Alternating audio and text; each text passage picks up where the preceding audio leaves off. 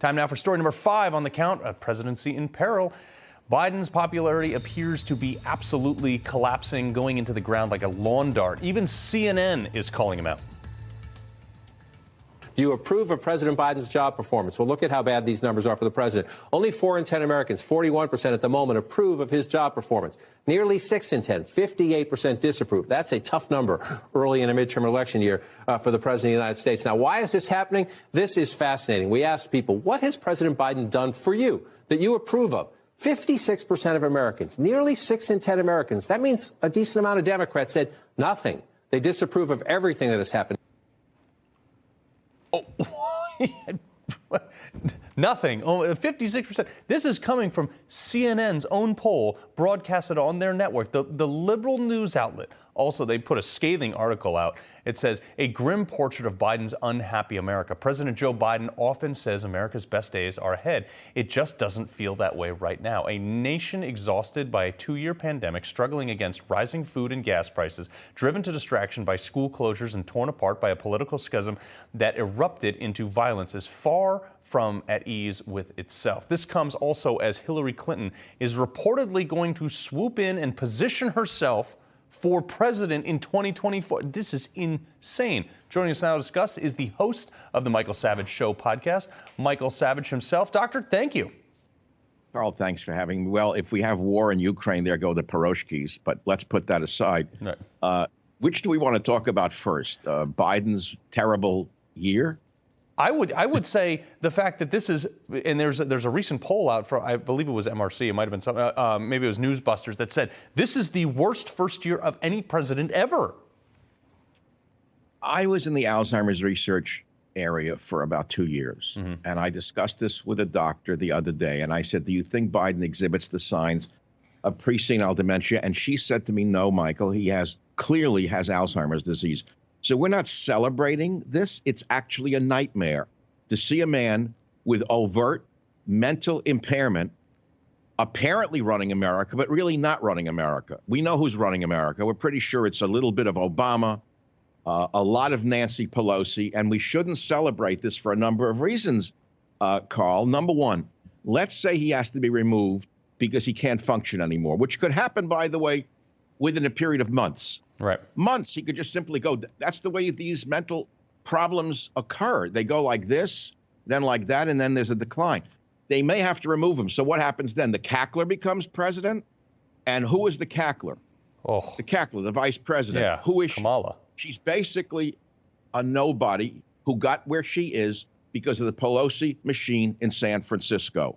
That's who put her in power. That means Pelosi is one breath away from the presidency. And I would wager a bet that if that ever happened, Carl, they would put Kamala Harris into some other job, maybe put her on the Supreme Court if they can get away with it. And guess who would be the president?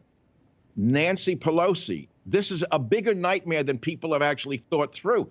It's a chess game that's being played, and we're the big losers. So this is not a good situation when you put a senile man like this into the White House.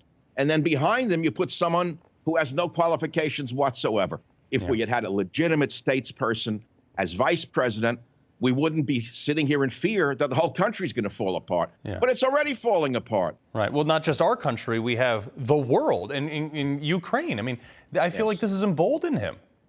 Well, you're a former Navy SEAL, so I'm the last person on earth to lecture you about war and peace.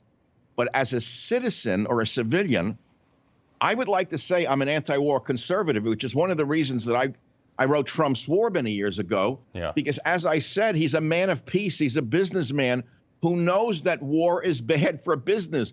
That's why I backed him in 2015 and 2016. Yeah. And he came on my show a month before the election, and I asked him, would you meet with Vladimir Putin? He was actually taken aback by it. And he said on my radio show, yes, he could. He would meet him even before he was inaugurated if he won the presidency. And we had peace in the Middle East. And as you well know, the United States and Russia joined together to destroy ISIS, which was raping its way across the Middle East. Yeah. Then Trump brought peace in the Middle East. And look what we have now. So if we go back to the foundations of conservatism and we look at Thomas Hobbes, who wrote in 1651 the book Leviathan, he's one of the founders of conservative. People say conservative, they don't know what it is. He wrote that the very first law of nature is to seek peace. I'm quoting from my own book. I don't want to get it wrong. The very first law of nature is to seek peace, and the progressives are the warmongers. They have been salivating for war for a long time. Hillary wanted war with Russia before Trump came along. Yeah. So now we have Biden's sorority girls who are sending troops to defend Ukraine's borders while opening our southern border to hordes of third world, uneducated, unskilled, illegal invaders. Yeah.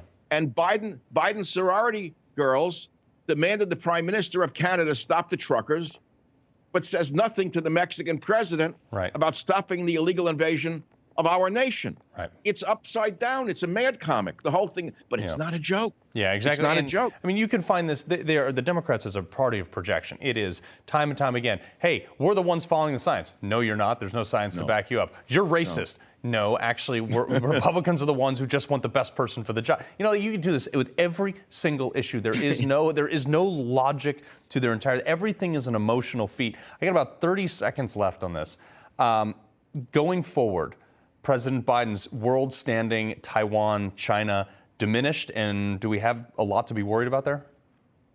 Well, people are running the scenario out. Yeah. They see his mental incompetence. They see the helter-skelter people around them who don't know what the hell they're doing. They think they're still at the university who can just bully people into submission. And they're finding out they cannot bully Putin. And it's not an issue right now whether you like Putin or what he's doing. He's not afraid of these people at all. Yeah. And we have to remember, Ukraine was the breadbasket of the Soviet Union. Everyone forgets the natural resources that are at stake in Ukraine. Right. The wheat, the breadbasket of the Soviet Union. He took Crimea without a shot being fired by Biden, Obama. My guess, he takes a piece of Ukraine and goes home and nothing happens. That's my guess. Yeah, that is absolutely the worst case scenario for the United States power on the global stage. Dr. Michael Savage, longtime listener, sir, keep up what you're doing. Thank you so much for everything you have done and are doing. America.